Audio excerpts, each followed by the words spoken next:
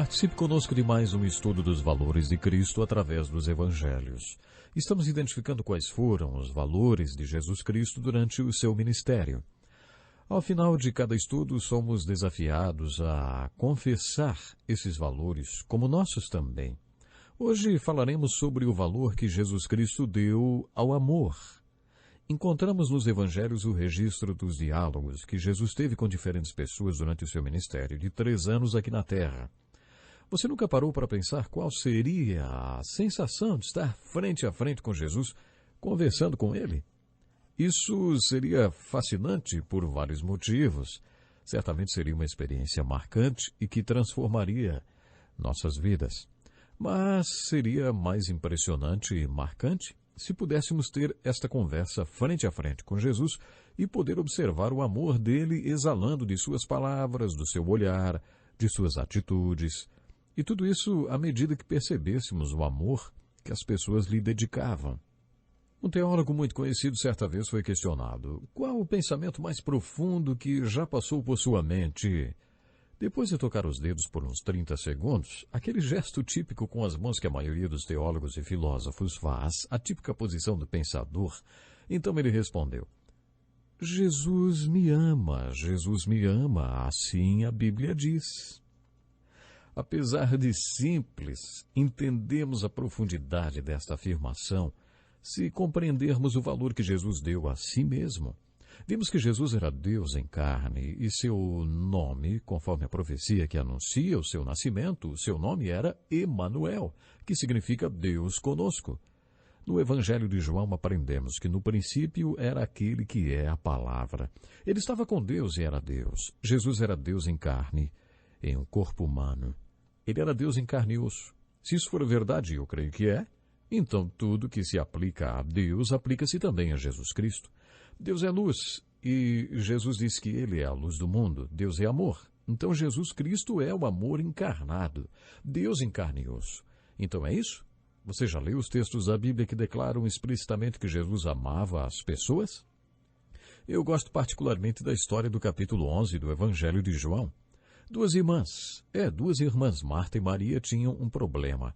O irmão delas, Lázaro, estava doente. Na verdade, segundo o original grego, ele estava muito doente.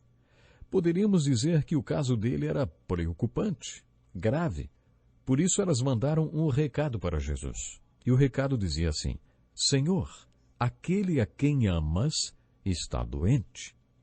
Que maneira boa de descrever alguém, hein? Jesus, aquele a quem amas, está doente. Que coisa incrível, não? Para elas, era óbvio que Jesus amava Lázaro, o irmão delas. Por isso elas quiseram contar para Jesus que Lázaro estava doente e o fizeram com estas palavras: aquele a quem amas está doente. Você já conhece a história, né? Sabe que Lázaro acabou morrendo e que Jesus chegou para o seu velório. E é até possível alguém dizer: bom, mas ele chegou até atrasado para o velório, né? Chegou atrasado para o velório também. Fato interessante é que Jesus nunca chega atrasado, ele chega exatamente na hora certa. Mas o capítulo 11 de João conta que quando ele chegou e ficou sabendo que Lázaro estava sepultado, e enfim, Jesus chorou. Esse é o menor versículo da Bíblia: Jesus chorou. E a palavra grega para chorou aqui indica que foi um choro com soluços, o que demonstra como a fé de uma pessoa pode ficar enfraquecida diante de uma situação de morte de algum ente querido. Você pode dizer: puxa vida, mas até Jesus chorou? Exatamente. O texto bíblico relata que as pessoas comentaram: vejam como ele o amava. Porque esta palavra grega para chorou que lemos aqui, Jesus chorou, significa que ele chorou soluçando, triste. Mas você conhece a história. Jesus chamou Lázaro para fora da sepultura. Lázaro ressuscitou. No Evangelho de Marcos, no capítulo 10, lemos a história de um jovem rico que correu até Jesus para conversar com ele. É provável que você já conheça essa história. Ele perguntou a Jesus o que teria de fazer para conseguir a vida eterna, e Jesus respondeu: Vocês conhecem os meus mandamentos, não? E você conhece meu mandamento, né? E citou alguns dos mandamentos referentes às pessoas com quem nos relacionamos. E aí, então, aquele jovem rico disse: Mestre, a tudo isso eu tenho obedecido desde a minha adolescência. Então Jesus respondeu: Falta-lhe uma coisa. Os primeiros mandamentos que Jesus citou para aquele jovem tinham a ver com o nosso relacionamento com o próximo, mas o que Jesus falou a seguir tem a ver com o nosso relacionamento com Deus. Jesus disse: Vá, venda tudo que você possui e dê o dinheiro aos pobres, e você terá um tesouro no céu. Depois venha e siga-me. Tudo isso poderia ser resumido numa frase: Deus em primeiro lugar. E isso tem a ver com os mandamentos que comandam o nosso relacionamento com Deus. O rapaz tinha negligenciado esses mandamentos. O dinheiro era o seu Deus, e Deus deve ter o primeiro lugar na nossa vida. As palavras de Jesus caíram pesadas sobre aquele rapaz, que se virou e foi embora triste, porque era dono de muitas propriedades. Jesus rejeitou aquele jovem. Eu conheço um teólogo, um estudioso da Bíblia, que acredita que aquele jovem voltou depois de avaliar os prós e contras, e ele acabou seguindo a Jesus. Segundo esse teólogo, esse jovem foi João Marcos, o autor do Evangelho de Marcos. E se você lhe perguntar se ele realmente acredita nisso, ele vai justificar, dizendo que no Evangelho de Marcos aparece uma pequena observação sobre esta conversa que não aparece nos outros evangelhos. É um detalhe simples. Um pouquinho antes de Jesus dizer para aquele jovem o que lhe faltava, Marcos acrescenta assim, Jesus olhou para ele e o amou. E aí disse: Falta-lhe uma coisa. Vá, venda tudo que você possui e dê o dinheiro aos pobres, e você terá um tesouro no céu. Depois venha e siga-me. Esse teólogo questiona como Marcos poderia saber deste pequeno detalhe. Lendo essa história nos evangelhos, percebemos que os apóstolos presenciaram esta conversa, mas de longe. Podemos concluir que João Marcos devia ser o jovem rico, porque só ele saberia que Jesus olhou para ele, para o jovem, e o amou, antes de dizer: falta-lhe uma coisa. Portanto, João Marcos, no caso, sendo aquele jovem rico, sentiu esse olhar de Jesus, este olhar que expressou o amor de Jesus.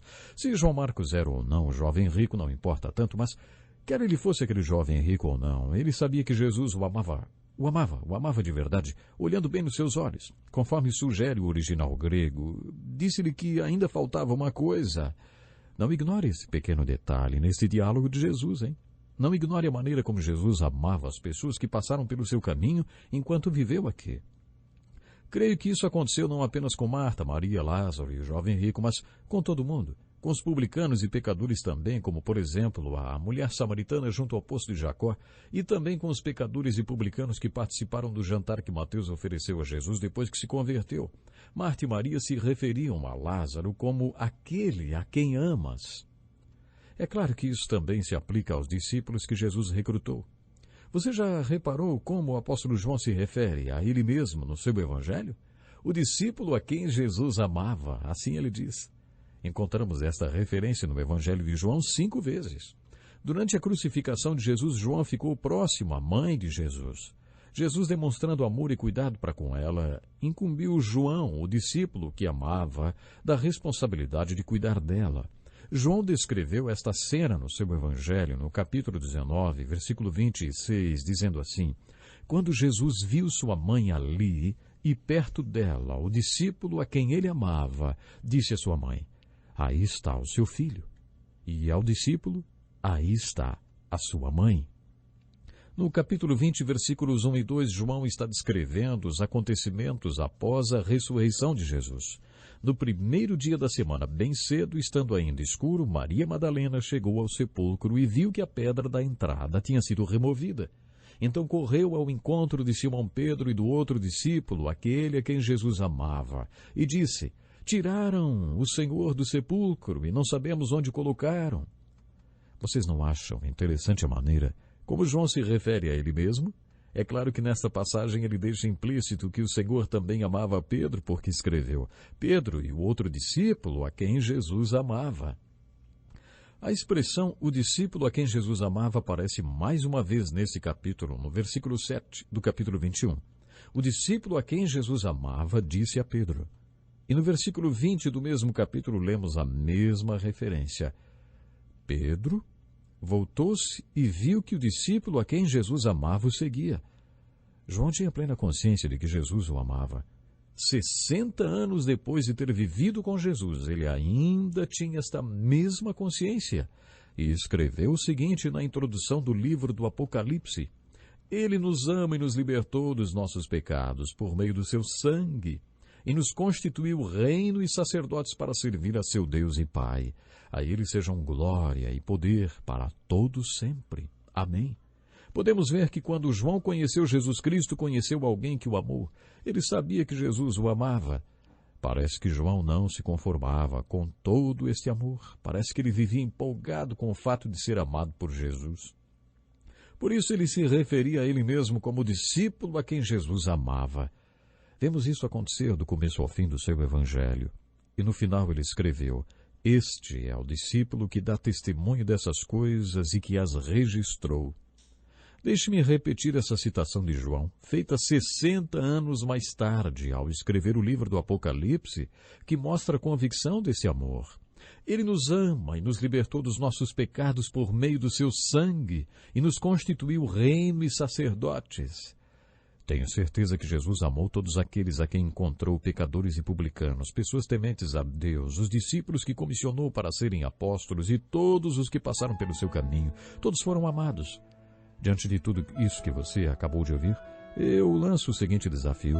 Se eu perguntar para você qual é o pensamento mais profundo que você já ouviu, será que você vai responder como aquele teólogo? Jesus me ama, assim a Bíblia diz.